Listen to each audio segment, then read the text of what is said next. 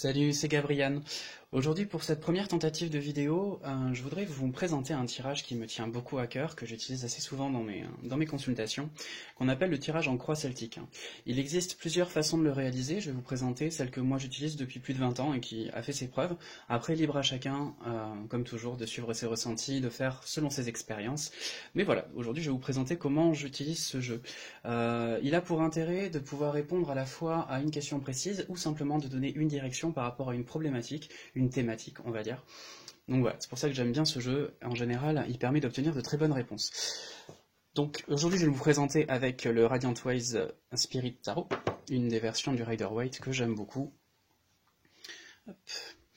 Pour le principe, c'est très simple. On commence par placer une première carte au centre qui va représenter la situation actuelle. Où est-ce que la personne en est aujourd'hui par rapport à sa problématique.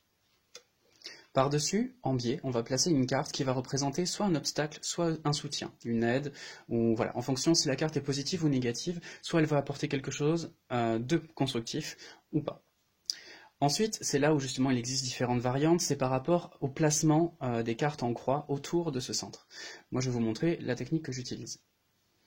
En dessous, on va placer une carte qui va représenter les origines de la consultation, les racines en quelque sorte. Voilà, ce qui influe directement par rapport au passé lointain sur la situation présente. À gauche, on va placer une carte qui va représenter le passé récent de la situation, ce qui va nous permettre d'obtenir une ligne passé, présent, futur.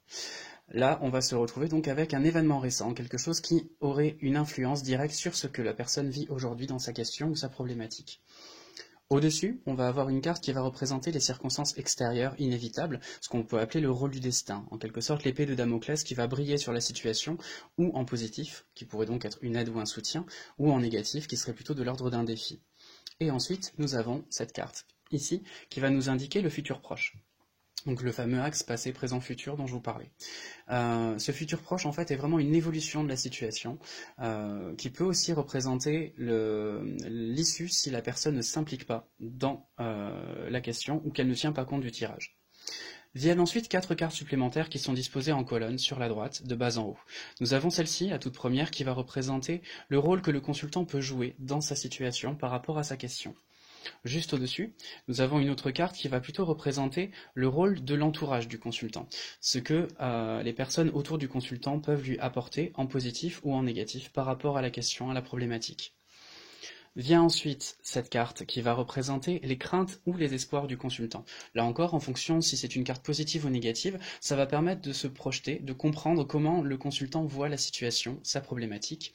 Et enfin, la toute dernière carte, tout en haut, va nous représenter l'issue finale, la synthèse de toutes les autres cartes. Autrement dit, la conclusion. C'est aussi une carte qu'on va interpréter par rapport à celle-ci, puisque ces deux cartes vont représenter le futur. On peut dire que celle-ci va représenter une issue proche et celle-ci un futur lointain. Hop. La caméra est pas assez grande, désolé. Ça aussi, ça peut pouvoir représenter le fait que le consultant ne s'implique pas, première issue. Si le consultant s'implique, deuxième issue. Ça peut aussi être l'une des façons de faire. À savoir que le fait de s'impliquer, en général, on s'imagine que c'est plutôt positif. Parfois, c'est l'inverse. On peut se retrouver avec une bonne carte ici, une mauvaise là, ou inversement. Enfin bon. Voilà, donc ça c'est pour la façon que j'ai d'utiliser ce tirage, qui est extrêmement simple. Donc là, on va faire une simulation avec les cartes qui sont déjà en place. On va dire que quelqu'un vient pour une question relationnelle. On a une personne sage, un peu repliée sur elle-même, qui a un grand potentiel, mais qui reste extrêmement mystérieuse et secrète dans sa vie de tous les jours. Ouais, et on voit que c'est quelqu'un qui a beaucoup d'angoisse, beaucoup d'inquiétude, qui, à mon avis, se panique pas mal pour pas mal de choses. On voit voilà, les angoisses, le stress, les cauchemars qui sont là.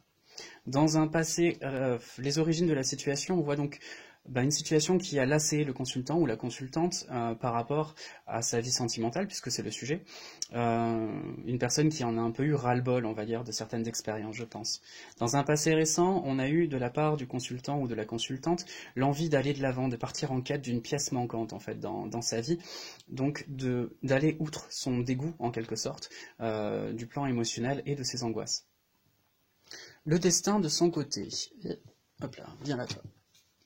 Le destin de son côté nous parle de patience, comme si quelque chose était déjà en train de se mettre en place, d'évoluer tranquillement. On a ce fameux jardinier qui est en train d'attendre que ses fruits mûrissent pour réussir à faire sa récolte. Donc c'est un peu le message que le destin envoie par rapport à la situation présente et pour apaiser en quelque sorte les angoisses de la consultante ou du consultant. L'avenir proche nous parle de grands bonheurs partagés. On a effectivement avec l'as de cœur de l'amour débordant, des sentiments très forts. Donc on est plutôt sur un tirage qui oriente de manière assez positive.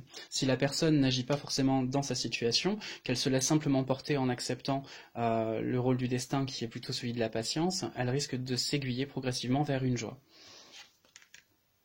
Le rôle du consultant, on a le besoin de faire la fête, hein, le besoin de s'amuser, de retrouver, je pense, une certaine joie de vivre, de célébrer les petits bonheurs en fait du quotidien voilà, pour retrouver du bonheur, du baume au cœur, je pense. Le rôle de l'entourage, forcément, justement, c'est d'accompagner, d'aider le consultant ou la consultante à se sentir un peu comme chez elle, un peu entouré par des personnes qui sont importantes. Donc ce qui se combine plutôt bien avec cette notion de fête. Donc un entourage qui aide, ce qui est une bonne chose. Ça peut arriver aussi d'avoir des cartes négatives au niveau de l'entourage pour symboliser un entourage qui au contraire peut bloquer le consultant ou la consultante par rapport à sa problématique. Les craintes et les espoirs. Bon, forcément, là, on a clairement l'espoir du consultant par rapport à sa vie amoureuse de rencontrer ce double. Avec le 2 de coupe, on a vraiment cet amour, cette union, le bonheur partagé. On a la confrontation de deux êtres complémentaires. Et le résultat, le Roméo. On a ce fameux cavalier de coupe, qui est donc l'amoureux transi, qui vient sur son cheval blanc, le prince charmant qui débarque, donc vient réaliser les attentes de la consultante. Donc c'est pas mal. On a donc un tirage qui est extrêmement positif, là c'est juste pour vous montrer comment ça fonctionne, hein. Une petite mise en situation toute bête par rapport à ce tirage en croix. Généralement j'aime bien faire des couvertures, mais là c'est juste pour vous montrer globalement comment il fonctionne. Donc voilà comment peut s'expliquer en fait la disposition de ces cartes.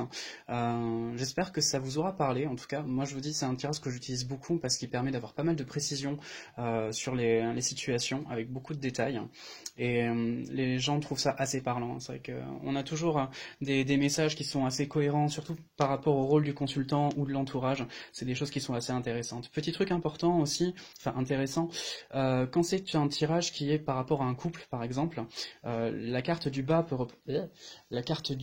représente le consultant ou la consultante, et la carte de l'entourage peut aussi représenter son conjoint. Donc quand il s'agit d'une question qui est vraiment liée à deux personnes, ces deux cartes-là peuvent être interprétées comme le consultant et l'autre. Voilà, je réfléchis, j'ai rien oublié, je pense. Donc voilà pour cette façon que j'ai d'utiliser le tirage en croix celtique. N'hésitez pas à laisser vos commentaires, à liker, à partager si ça vous a plu. En tout cas, je vous remercie beaucoup pour le visionnage et puis je vous dis à très bientôt.